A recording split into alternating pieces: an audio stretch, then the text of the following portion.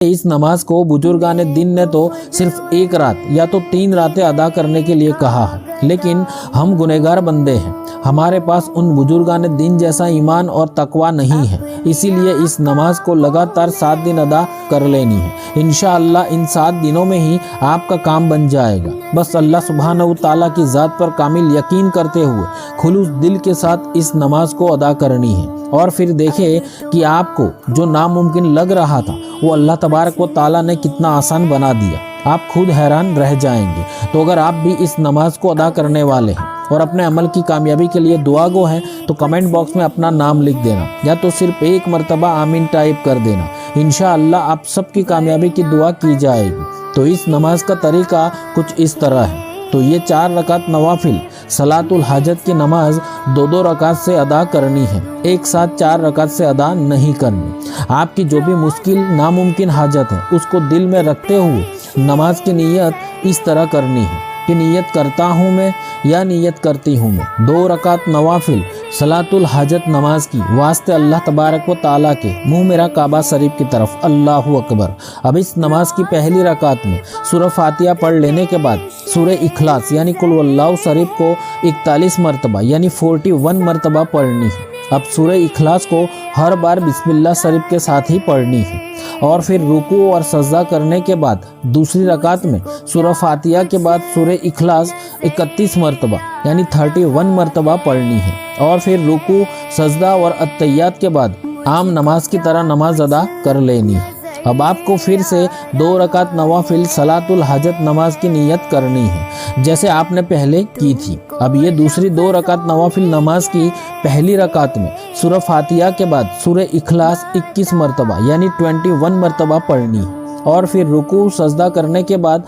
दूसरी रकात में सूरह फातिहा के बाद सूरह इखलास 11 मरतबा पढ़ लेनी है, और फिर रुकू सजदा और अत्तहियात के बाद आम नमाज की तरह नमाज मुकम्मल कर लेनी है। अब इस तरह आपको ये 4 रकात नवाफिल नमाज 2-2 रकात से अदा कर लेनी है। अब नमाज अदा करने के बाद वहीं बैठकर किसी से बातचीत किए बिना 51 मरतबा यानी 51 टाइम्स नमाज वाला दरूद इब्राहिमी पढ़ना है।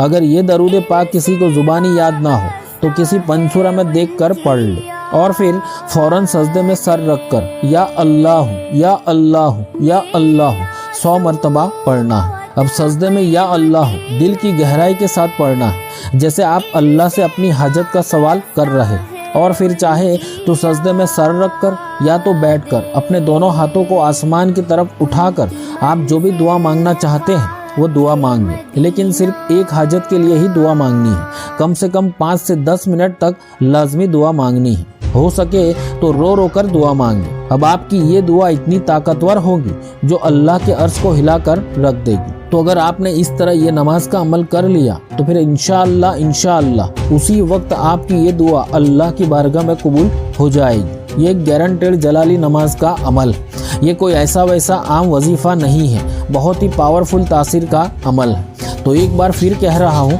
कि आप इस नमाज का तरीका अपने पास लिख कर रखें, आपको पूरी ज़िंदगी में बहुत काम आने वाला है, क्योंकि ज़िंदगी में कब और क्या हालत पेश आ जाए हम कुछ कह नहीं सकते। और ये नमाज को रात की तन्हाई में ईशा की नमाज के बाद या तो फिर सबसे अफजल वक्त तहज्जुद है, हो सके तो इस नमाज को तहज्जुद में अदा करने की कोशिश करें। अब इस नमाज का हवाला ये, कोई मजबूरी है कि रात में ये नमाज अदा नहीं कर सकते तो फिर इसको दिन में किसी भी नमाज के बाद अकेले तन्हाई में अदा कर लेना, और अमल करते वक्त जब तक अमल मुकम्मल नहीं होता तब तक किसी से बातचीत नहीं करनी, और जैसे कहा गया है वैसे ही अमल कर लेना है। कम से कम 3 दिन या तो फिर 7 दिन ये नमाज अदा कर लेनी है, और अपनी हाजत अल्लाह सुब्हानहू व तआला के हवाले सुपुर्द कर देनी है।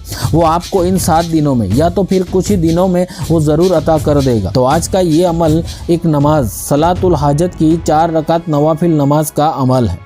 ये एक बहुत ही जलाली नमाज है। ये अमल करने के बाद जब बंदा दुआ करता है तो अल्लाह ताला का अर्श और फरिश्ते भी अल्लाह से दुआ करने लग जाते हैं उस बंदे के लिए। लेकिन इस नमाज के साथ साथ 5 वक्त नमाजों की पाबंदी भी बनाए रखनी है, वरना कोई फ़ायदा नहीं होगा, ये याद रखें।